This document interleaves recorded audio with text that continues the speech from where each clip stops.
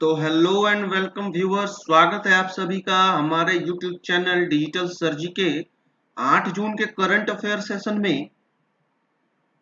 दोस्तों, आगे बढ़ने से पहले अगर आप हमारे चैनल पे नए हैं और आपने हमारा चैनल सब्सक्राइब नहीं किया है तो चैनल को सब्सक्राइब कर लें और साथ ही बेल आइकन को दबाएं ताकि आगे आने वाली हमारी सभी वीडियो का नोटिफिकेशन आप सभी को मिल सके। और दोस्तों, आप हमारे चैनल पर रीजनिंग के भी वीडियो पा सकते हैं।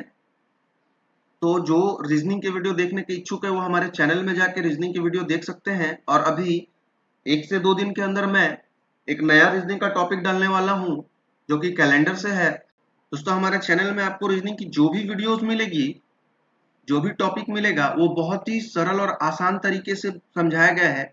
वीडियो थोड़ा लंबा होता है लेकिन आपको समझने में बहुत ही आसानी होगी। आप अगर हमारा वीडियो एक बार देखते हैं तो आपको खुद लगेगा कि आपको समझ में अच्छे तरीके से आ रहा है। तो चलिए आज के सेशन 8 जून के करंट अफेयर में आगे बढ़ते हैं और सीखते हैं। तो दोस्तों, आज का जो हमारा पहला क्वेश्चन है, which of the following state UT launch knowledge economic mission. निम्नलिखित में से किस राज्य या केंद्र सरकार शासित प्रदेश ने नॉलेज इकोनॉमी मिशन शुरू किया है? तो आइए ऑप्शन देख लेते हैं। ऑप्शन ए है कर्नाटका, ऑप्शन बी है तमिलनाडु, ऑप्शन सी है केरला, ऑप्शन डी है तेलंगाना। तो इसका जो आंसर है वो हमारा ऑप्शन नंबर सी, केरल। तो यहाँ एक स्टेट का नाम आया है दोस्तों। चलिए आइए स्टेट के बारे में डिटेल से समझते हैं। तो दोस्तों, जैसा कि आप यहाँ पे इंडिया का मैप देख पा रहे हैं, यहाँ पे ये जो एरिया है ये केरल है। ओके, आइए केरल के बारे में और भी डिटेल से समझते हैं। दोस्तों, केरल राज्य का जो फॉर्मेशन है वो हुआ था 1 नवंबर 1956 को। 1 नवंबर 1956 को केरल का फाउंडेशन डे मनाया जाता है। और केरल का जो कैपिटल है कैपिटल है वो है थिरुवनंतपुरम। दोस्तों देखिए, हमारे पिछले वीडियो में भी केरल का नाम आया था तो हमने उसमें डिटेल से समझाया था। देखिए फिर एक बार केरल का नाम आया है तो इसी तरह जो है चीजें रिपीट होंगी, बार बार रिपीट होंगी। आपको क्वेश्चन को रटने की जरूरत नहीं है, आप सिर्फ वीडियो को शुरू से अंत तक देखिए, वीडियो को पूरा देखिए। आपको खुद अपने आप में जो है इंप्रूवमेंट नजर आएगा और आपको लगेगा कि क्वेश्चन को तो याद करने की जरूरत ही नहीं है। आपके दिमाग में खुद ब खुद हर एक क्वेश्चन आराम से बैठ जाएगा। ठीक है, तो चलिए बढ़ते हैं आगे। केरल का जो डिस्ट्रिक्ट का जो कुल डिस्ट्रिक्ट है केरल में वो है 14 और लेजिस्लेचर है 141। विधानसभा सीट जो है केरल में वो है 141 और राज्यसभा सीट जो है वो है 9 और लोकसभा सीट है 20। ओके, यहां तक क्लियर है। चलिए बढ़ते हैं हम हमारे अगले क्वेश्चन की ओर। तो हमारा अगला जो क्वेश्चन है, the CBSE has collaborate with which of the following company to introduce coding as a new subject for student for class 6 to 8 and data science as new subject for class 8 to 12। CBSE ने कक्षा 6 से 8 के छात्रों के लिए एक नए विषय के रूप में कोडिंग, ओके, कोडिंग, और कक्षा 8 से 12 के लिए डेटा विज्ञान, कक्षा 8 से 12 के लिए डेटा विज्ञान को नए विषय के रूप में पेश करने के लिए निम्नलिखित में से किस कंपनी के साथ भागीदारी की है? तो आइए ऑप्शन देख लेते हैं। सबसे पहले क्वेश्चन को समझिए दोस्तों। सीबीएसई ने एक कंपनी के साथ अभी भागीदारी की है जिसमें क्या होगा कि कक्षा 6 से 8 के लिए एक नए विषय को ऐड किया गया है, एक नए विषय को ऐड किया गया है जो कि है कोडिंग। कोडिंग जो है कक्षा 6 से 8 तक के छात्रों के लिए होगी। और दूसरा जो सब्जेक्ट है, नया सब्जेक्ट ऐड किया गया वो है डेटा विज्ञान, डेटा साइंस। वो होगा कक्षा 8 से 12 के छात्रों के लिए। ओके, तो किस कंपनी के साथ सीबीएसई ने भागीदारी की है? आइए ऑप्शन देख लेते हैं। ऑप्शन ए हमारा गूगल, ऑप्शन बी है फेसबुक, ऑप्शन सी है रिलायंस जियो और ऑप्शन डी है माइक्रोसॉफ्ट। तो इसका जो आंसर है वो है हमारा option number D, Microsoft. Okay, चलिए आइए और भी डिटेल्स में समझते हैं। तो दोस्तों, जैसा कि आप यहाँ देख पा रहे हैं, ये जो लोगो है माइक्रोसॉफ्ट का है और यहाँ पे माइक्रोसॉफ्ट लिखा हुआ भी है। तो दोस्तों देखिए, माइक्रोसॉफ्ट का नाम एक बार फिर आ गया। हमारे पिछले वीडियो में भी मैंने माइक्रोसॉफ्ट के बारे में बता रखा है। तो चलिए एक बार फिर से जान लेते हैं। माइक्रोसॉफ्ट का जो इस्टेब्लिशमेंट हुआ था वो होता अप्रैल 4 1975 को, 4 अप्रैल 1975 को। और इसका जो हेडक्वार्टर है वो है वाशिंगटन, यूएसए में। यूएसए के वॉशिंगटन में। और वर्तमान में माइक्रोसॉफ्ट के जो चेयरमैन है वो है जॉन डब्ल्यू थॉमसन। ओके, और इसके जो वर्तमान में सीईओ है वो है सत्या नडेला। और यहाँ जो आप देख पा रहे हैं राइट साइड में टॉप में ये जो लोगो है ये सीबीएसई का लोगो है, central board of secondary education, केंद्रीय माध्यमिक शिक्षा बोर्ड का। और इसका जो स्टैब्लिशमेंट हुआ था वो हुआ था 3 सितंबर 1962। 3 नवंबर है, 3 नवंबर 1962 को। ओके, और इसका जो हेडक्वार्टर है सीबीएसई का वो है न्यू दिल्ली। और वर्तमान में सीबीएसई के जो चेयरमैन है वो है मनोज आहूजा। मनोज आहूजा।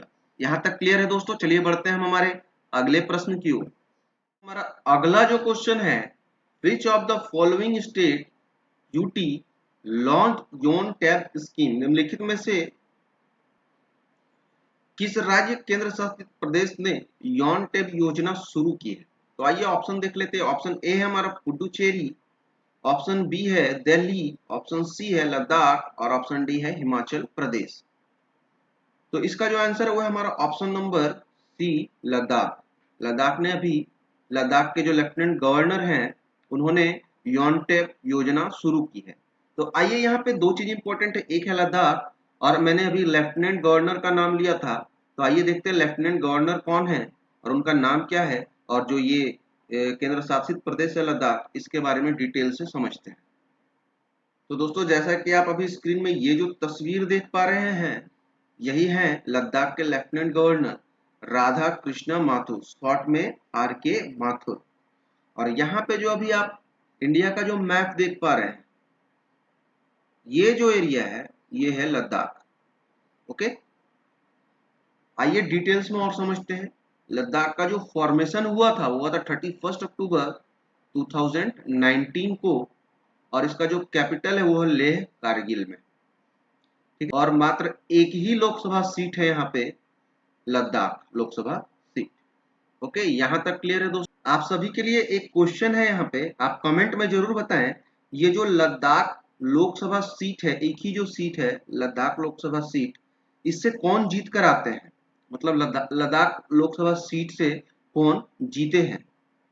ठीक है, बीजेपी के कोई लीडर हैं, उनका नाम आपको हमारे कमेंट बॉक्स में बताना है। तो चलिए यहाँ तक क्लियर है दोस्तों, आगे बढ़ते हैं हमारे अगले प्रश्न की ओर। तो दोस्तों हमारा अगला जो प्रश्न है, in May 2021 what amount of GST collected, May 2021 में जीएसटी से कितनी राशि प्राप्त हुई है? तो ऑप्शन देख लेते हैं। ऑप्शन ए है 1.03 lakh crore, option number B है 1.41 लाख करोड़, ऑप्शन सी है 1.24 लाख करोड़ और ऑप्शन डी है 1.13 लाख करोड़। तो इसका जो आंसर है वो है हमारा option number A 1.03 lakh crore. और दोस्तों नीचे जो ऑप्शन दी हुई है, ऑप्शन नंबर बी, सी और डी, वो सीरियल वाइज है। ये तो आपका मई का कलेक्शन हो गया, मई में जीएसटी से 1.03 लाख करोड़ का कलेक्शन हुआ। और ये जो है 1.41 लाख करोड़ ये है अप्रैल का कलेक्शन, अप्रैल 2021 का कलेक्शन। और ये जो है आपका कलेक्शन ये है मार्च 21 का कलेक्शन। और ये जो कलेक्शन है 1.13 लाख ये है आपका फरवरी मंथ का कलेक्शन। ओके, फरवरी 2021 का कलेक्शन। तो यहां तक क्लियर है दोस्तों? चलिए आगे थोड़ा सा और डिटेल समझ लेते हैं, क्योंकि यहाँ पे एक टर्म आया है जीएसटी। तो जीएसटी का फुल फॉर्म सबसे पहले जानते हैं। जीएसटी का जो फुल फॉर्म होता है वो होता है goods and services tax. Okay, तो चलिए समझते हैं। The GST was launch eight midnight on 1 July 2017। Okay, अब समझिए आगे। Goods and service tax is an indirect tax used in India on the supply of goods and services. वस्तु एवं सेवा कर एक अप्रत्यक्ष कर है। कैसा कर है? अप्रत्यक्ष कर। ये क्वेश्चन बहुत बार एग्जाम में पूछ चुका है कि जीएसटी जो है वो किस प्रकार का कर है। तो यह एक अप्रत्यक्ष कर है या उपयोग कर है, या उपभोग कर है, जिसका उपयोग भारत में वस्तुओं और सेवाओं की आपूर्ति पर किया जाता है। ओके, यहां तक क्लियर है। चलिए बढ़ते हैं हमारे अगले प्रश्न की ओर। दोस्तों हमारा अगला जो प्रश्न है, name the global energy initiative that 23 Nations including India have collectively launch. उस वैश्विक ऊर्जा पहल का नाम बताइए जिसे भारत सहित 23 देशों ने सामूहिक रूप से लॉन्च किया है।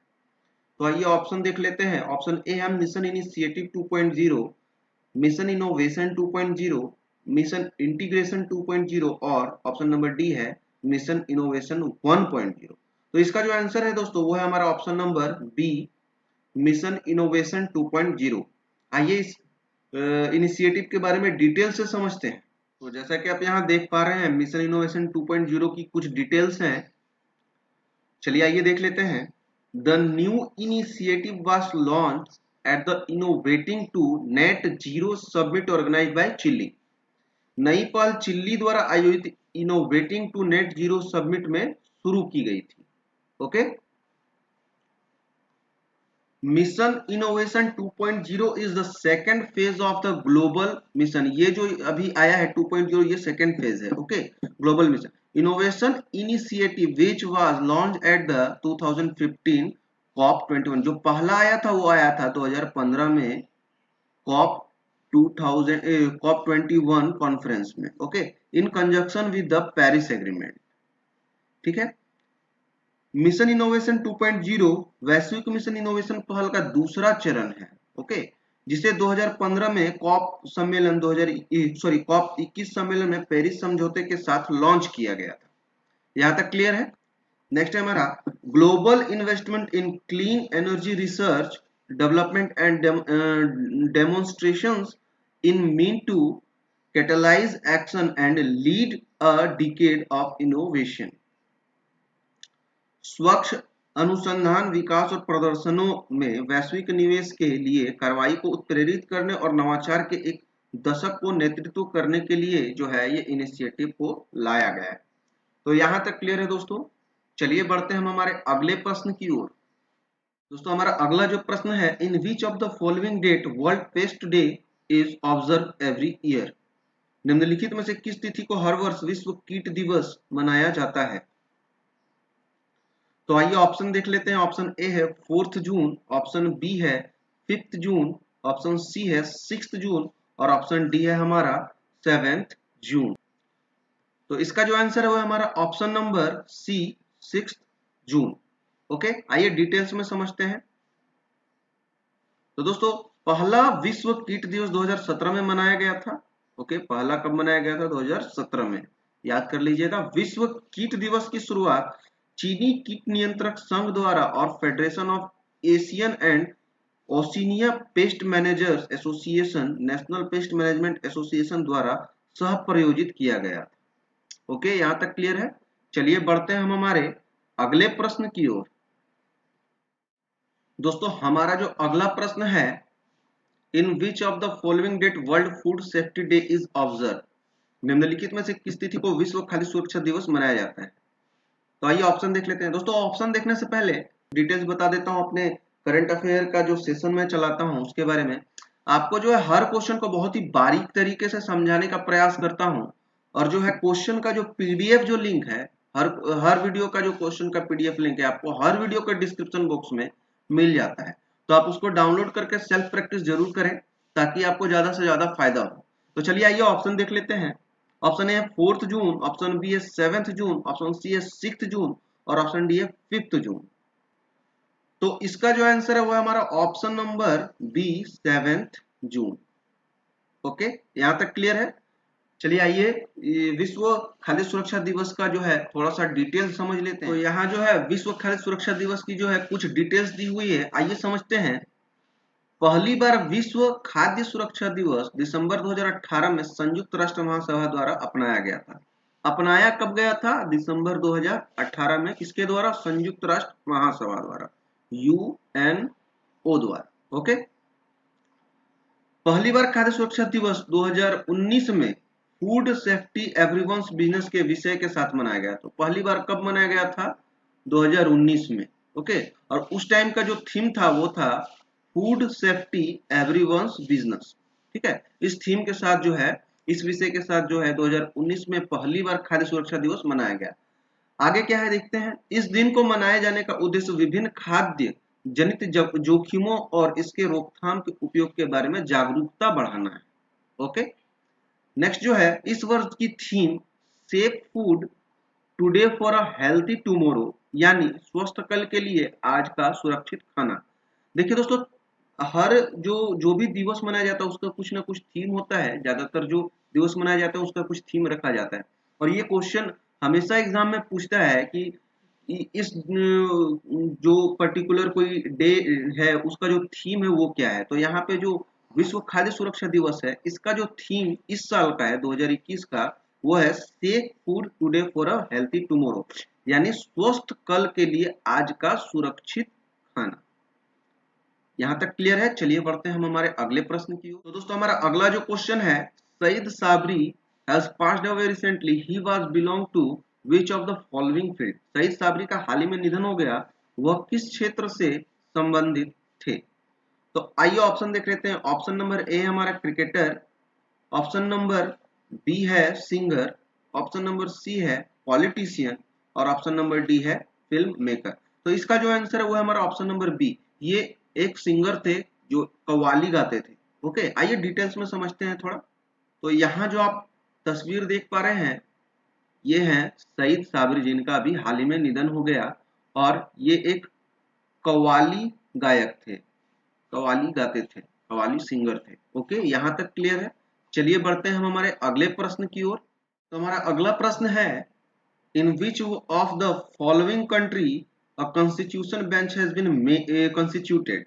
निम्नलिखित में से किस देश में एक नए संविधान पीठ का गठन किया गया है। ऑप्शन नंबर ए है म्यांमार, ऑप्शन नंबर बी है श्रीलंका, ऑप्शन नंबर सी है भूटान, और ऑप्शन नंबर डी है नेपाल। तो इसका जो आंसर है दोस्तों वो है हमारा ऑप्शन नंबर डी, नेपाल। अब यहाँ पे नेपाल एक कंट्री का नाम आया है, तो आइए इसके बारे में थोड़ा डिटेल से समझते हैं। तो दोस्तों, यहाँ पे जैसा कि आप अभी एशिया का मैप देख पा रहे हैं, ये जो है पूरा एशिया का मैप है, और यहाँ जो ये जो रेड कलर का जो एरिया है, ये नेपाल का एरिया पड़ता है। ओके, ये जो है नेपाल है। अब यहाँ पे देखते हैं डिटेल्स में, नेपाल का जो कैपिटल है वो है काठमांडू। ओके,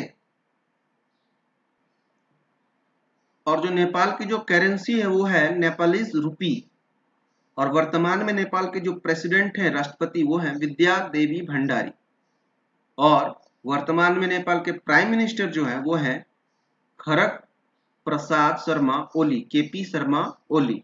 ओके, तो दोस्तों, आज के जो करंट अफेयर का सेशन हो यहीं समाप्त होता है। अगर आपको हमारा यह वीडियो पसंद आया है तो वीडियो को लाइक करें, शेयर करें, और चैनल को सब्सक्राइब करना ना भूलें, और साथ ही बेल आइकन को जरूर दबाएं ताकि आगे आने वाली हमारी हर एक वीडियो का नोटिफिकेशन आपसे मिस ना हो। तो मिलते हैं हमारे 9 जून के करंट अफेयर सेशन में। तब तक के लिए सीखते रहिए और सिखाते रहिए।